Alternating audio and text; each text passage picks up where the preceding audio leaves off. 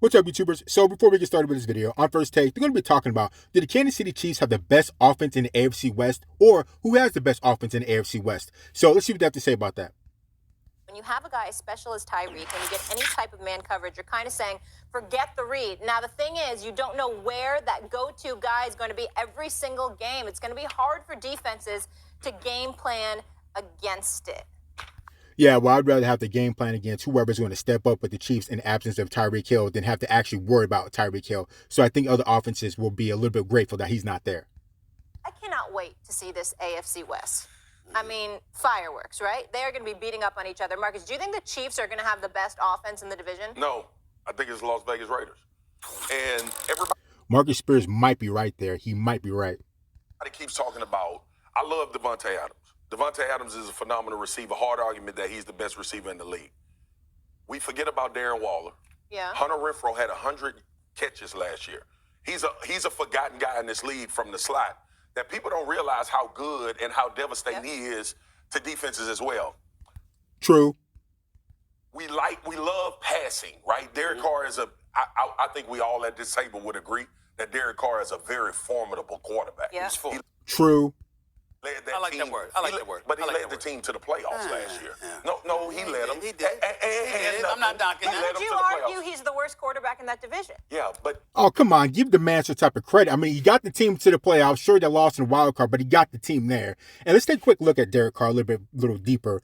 So Derek Carr is the 5th-ranked quarterback in the NFL right now, why they want to talk trash about him. So Derek Carr, he threw 4,804 yards last year. That's 5th overall for quarterbacks. He threw 23 touchdowns. That's 13th overall for quarterbacks. He threw 14 interceptions. That's 24th overall for quarterbacks. And his QBR last year was 52.4. That's 14th overall for quarterbacks. So I don't think you should be trashing Derek Carr, the way that Marley is. Respect will be paid to Derek Carr. Like I said, he got his team to the playoffs. He did a pretty good job. And I'm telling you, with Darren Waller and Devontae Adams, Derek Carr he has some serious weapons. But we got to put words in context when you're talking about 3 of the top 6. I'm just saying. Guys, we're talking best offense. Listen, the Las Vegas Raiders, with what they have on the outside, Derek Carr has shown me enough. Derek Carr went to the playoffs last year with Zay Jones, Darren Waller, Hunter Renfrow, and now you add the best wide receiver in the NFL to the organization. Josh Jacobs is a forgotten running back in this league that's very, very good. But beyond all of that, I went through all of that list of players. Are we not ready to say that Josh McDaniels is one of the top offensive minds in the league? He absolutely is, but we saw his stint as head coach. And what did you think of it? I'm just saying. The stint who was his quarterback? I don't even remember. You remember? I don't. He was there on Fridays. Oh, We ain't gonna say no names. Okay. He was there on Friday. Okay. Here's the Yeah, it's going to leave that alone. bottom line. When you move Josh McDaniels to Las Vegas and you invested in getting Devontae Adams over, it was all, to me, when you put that group on the field, they're the hardest to defend.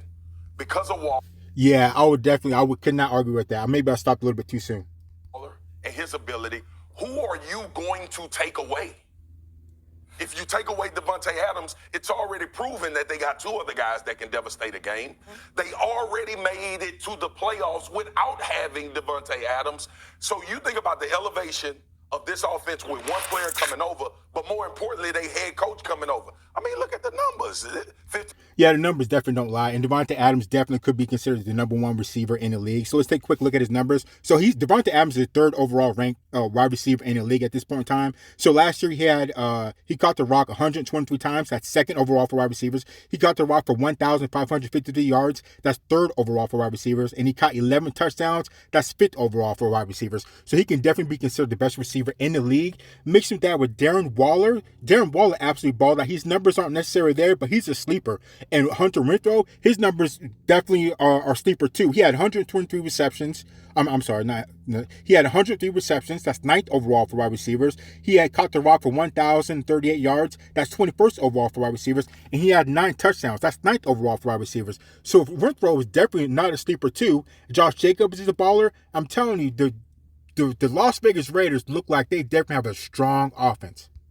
53, and look, I know that's with his guy. Yeah. I don't even want to hear you say the bad man. Derek Carr is formidable.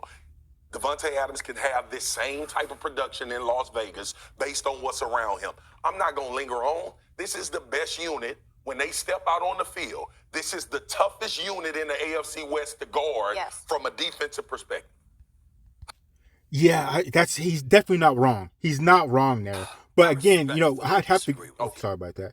I would go with, definitely the Las Vegas Raiders have a strong offense, but you definitely cannot sleep on the Kansas City Chiefs. With Patrick Mahomes and Travis Kelce and JuJu Smith there. I mean, that's just, pick your poison. Which evil do you want to mess with? Going with the Kansas City Chiefs or the Las Vegas Raiders. I'd say at this point, since the Kansas City Chiefs lost Tyreek Hill, I'd have to go with the Raiders as having the strongest offense with the most amount of weapons.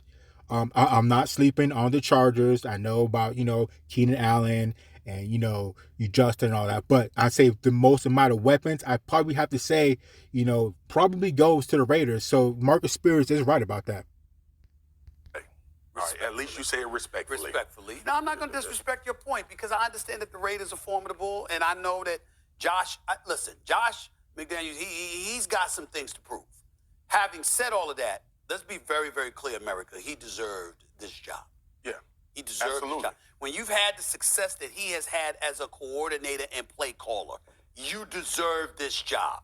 So I'm not here to throw any shade on Josh McDaniels at all. And one thing, S.A., might I add, we saw him groom a rookie last year that played pretty well. Yeah. Mac Jones. All right. That's all. I wanted to get that in. Fair enough. Yeah, before the video is over, definitely, I would say the Las Vegas Raiders have one of the strongest offenses right up there with the Kansas City Chiefs.